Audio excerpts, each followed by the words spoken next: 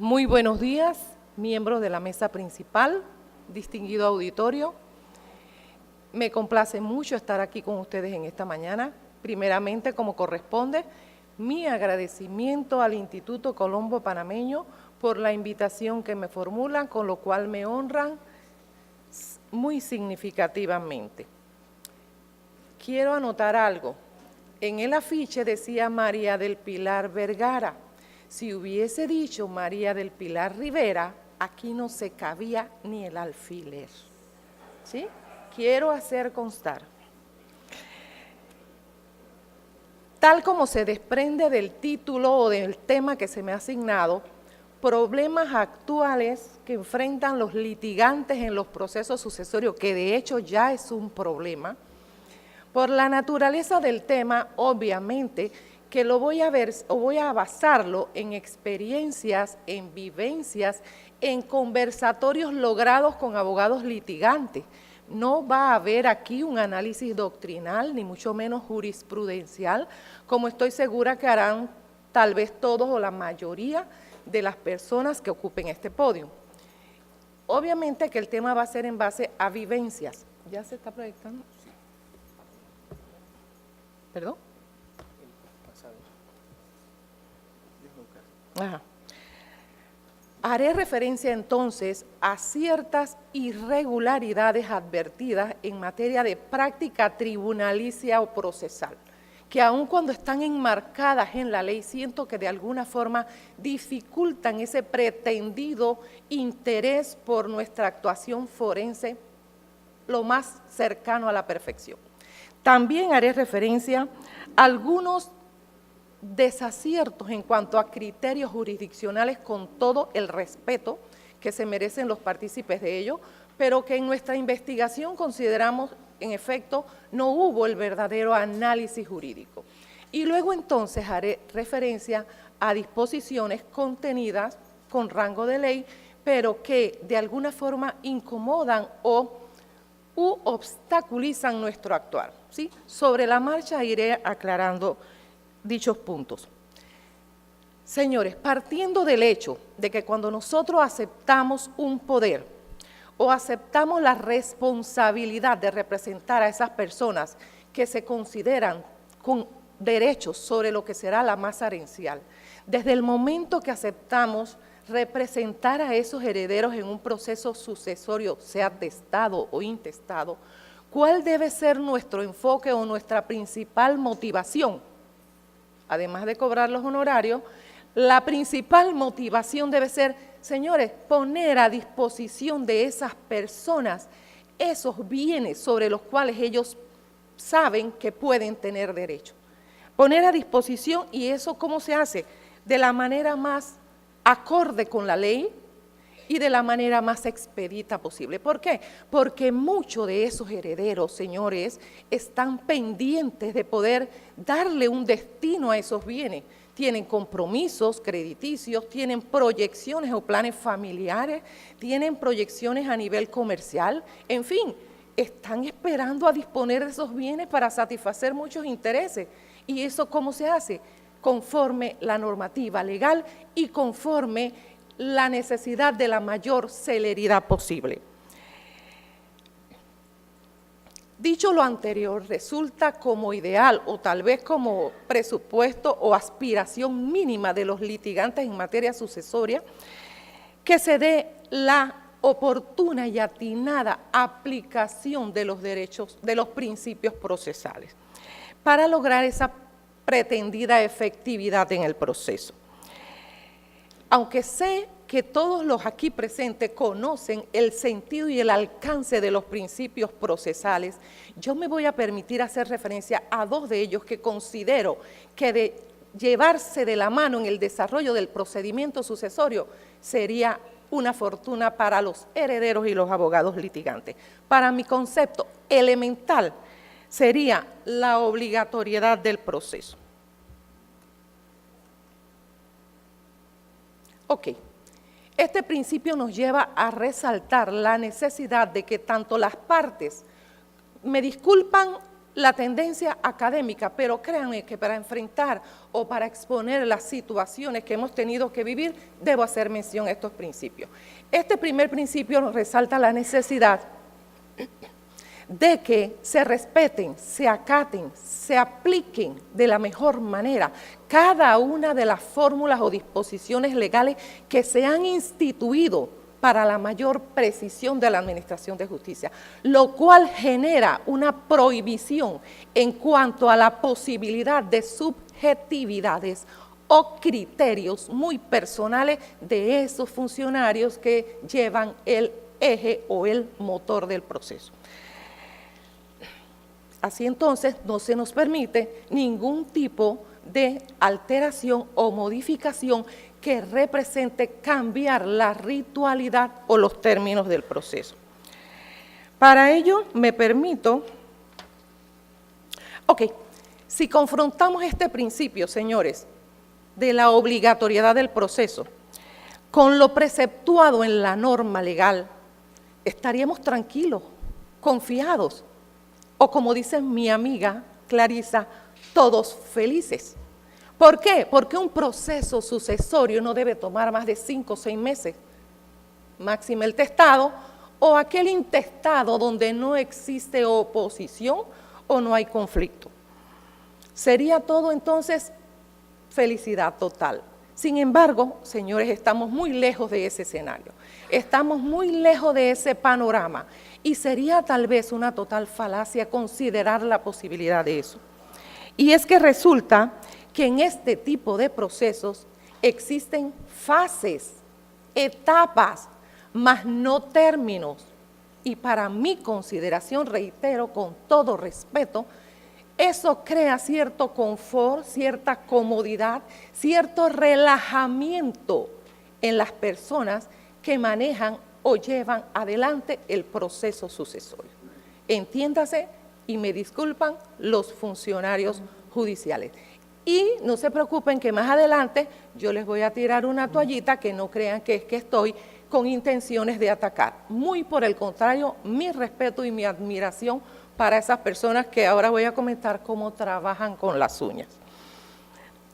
Miren, este argumento de la aplicación estricta de las fórmulas legales en el proceso, del respeto al sentido literal y al fondo de las normas, nos lleva inevitablemente a hacer mención a otro principio elemental, y es la economía procesal, muy tratado didácticamente en las diversas universidades y como teoría pues muy atinado. Sí, muy atinado porque genera en todos los que nos involucramos en este tipo de procesos grandes expectativas de que caramba, aplicándose este principio, ¿qué obtendremos? Celeridad, menos tiempo, menos gasto. Y tal vez la posibilidad, aun cuando anteriormente me refería que es casi imposible, obtener una función jurisdiccional expedita. ¿Y por qué no? Lograr el desarrollo del proceso sucesorio y todos los procesos mediante una simplificada actividad procesal. Esto, celeridad, rapidez, economías de tiempo, sin desconocer la necesidad de aplicar esas fórmulas en el sentido estricto que la ley ha instituido. Y de esta forma enlazo nuevamente el principio a que me refería anteriormente sobre la obligatoriedad procesal. Para todos es conocido que con suerte un proceso sucesorio nos demora, qué sé yo, optimista, 8 meses, 1 año y mucho más. Y todo ¿debido a qué? A la mora judicial, señores. Existe una mora en la atención de los procesos sucesorios. Y es un verdadero problema, tanto para los herederos. Me disculpan, pero acabo de pasar una fuerte faringitis. Y es un problema tanto para los herederos, que como ya dije, están esperando disponer de los bienes, como para el prestigio y la imagen del abogado, sí, porque es que el cliente confía en nosotros, nos da la autorización para que manejemos ese proceso del cual dependen muchas de sus necesidades. Y es a él a quien nosotros le tenemos que ver la cara. Muchos de los clientes desconocen esas irregularidades que se pueden dar a nivel de tribunal o esas limitantes que enfrentan los funcionarios jurisdiccionales para resolver de manera oportuna su caso. ¿Y qué pasa? Ellos ven al abogado, ellos ven a esa persona a la que le confiaron el proceso y que consideran, señores, el director de la orquesta. Yo le di el poder al abogado, él va a manejar mi proceso y yo voy a disponer de eso. Pero surge el retraso y el asunto. Lamentablemente, es un hecho público y notorio las grandes carencias que enfrentan los despachos judiciales. Miren, escasez de funcionarios, falta de capacitación adecuada a estos funcionarios, falta de equipo técnico. Yo he encontrado despachos donde no hay clipsadora ni pluma, de verdad. Entonces, y ni qué hablar del reducido espacio físico donde se manejan. Encontramos despachos judiciales, algunos, no todos, donde hay un total hacinamiento. Hay funcionarios, por exagerar, uno encima del otro, y con el cerro de expedientes por delante. Señores, cero ambiente laboral, cero condición para concentrarse ante un proceso o ante unas situaciones tan delicadas que deben manejar. Digo, para mi concepto, muy mal elaborado esos proyectos arquitectónicos y más, nosotros los usuarios estamos ahí en filita por fuera del despacho, esperando, 5 o 6 abogados esperando que nos atiendan. Y eso también es un elemento incómodo para esos funcionarios que están tratando de respondernos. Allá está el licenciado y yo no sé dónde está el expediente, tengo que llamar a la fiscalía. O sea, a eso me refiero cuando quiero atenuar de alguna forma la responsabilidad que le estoy endilgando a los funcionarios en ese proceso. Tal vez mayor asignación presupuestaria para lograr mayores nombramientos, tal vez equipar tecnológicamente a los juzgados y esa capacitación a la que me referí podría minimizar ese letargo procesal que hemos advertido y sufrido en muchas ocasiones. En relación con la ignorada economía procesal, voy a hacer referencia a una situación que para mi concepto, no sé los que lo han vivido más intensamente, es una situación que incomoda, afecta y desgasta física, económicamente y en tiempo, y de pronto emotivamente. Y es la necesidad de que usted aporte una certificación notarial cuando el causante ha muerto en la provincia de Panamá. Usted, el abogado o el pasante, y me corrigen si acaso ya se descontinuó esa práctica, porque la última experiencia fue hace un par de años, pero hubo que recorrer, qué sé yo, 15, 16, 17 notarías, procurando una certificación de que allí no existía testamento. Eso, solamente con esa proyección podemos visualizar la cantidad de tiempo, dinero y respuesta en espera al cliente que eso nos genera. Se me ocurre, pensando en voz alta, ¿por qué no? La tecnología nos brinda muchas facilidades y nos lleva a cierta comodidad. ¿Por qué no considerar, reitero, idea suelta que pudiera ser considerada, perfeccionada y qué sé yo? ¿Por qué no considerar la posibilidad de una notaría centralizada?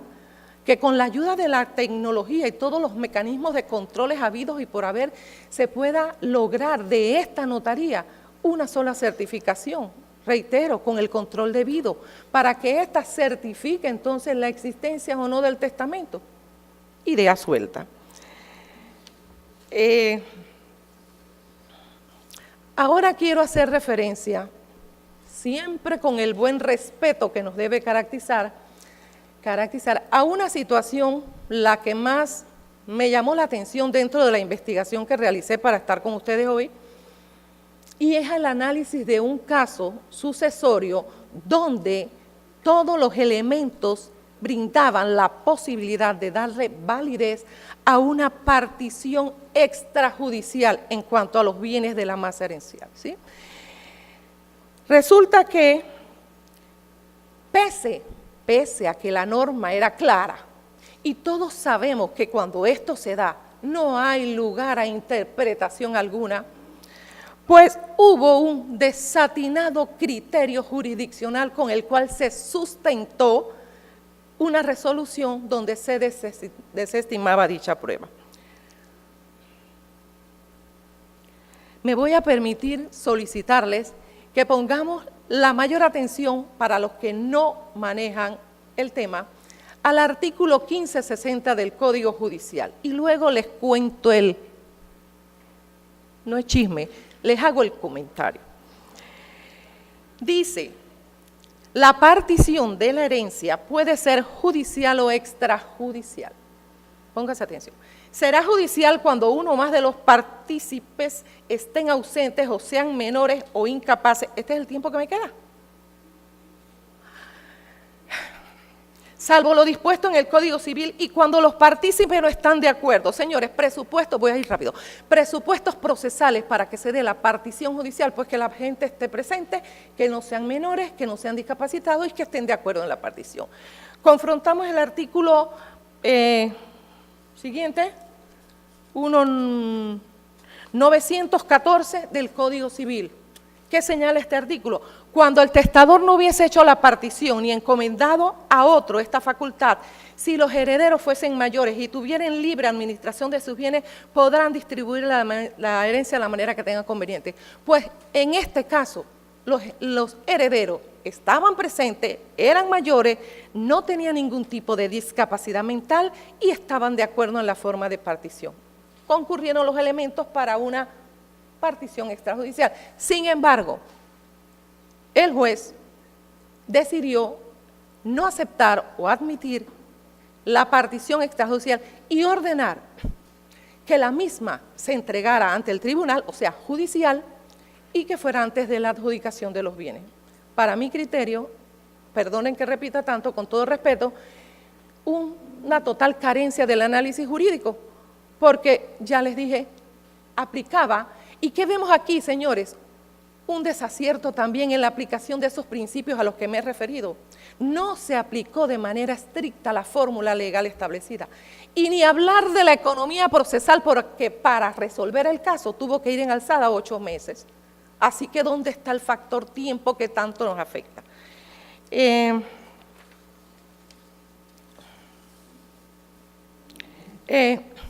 Por cuestiones de tiempo, haré una breve explicación sobre una actuación que por mandato legal la Superintendencia de Banco ha establecido la viabilidad o la validez de las decisiones que el titular consigne en una tarjeta testamentaria.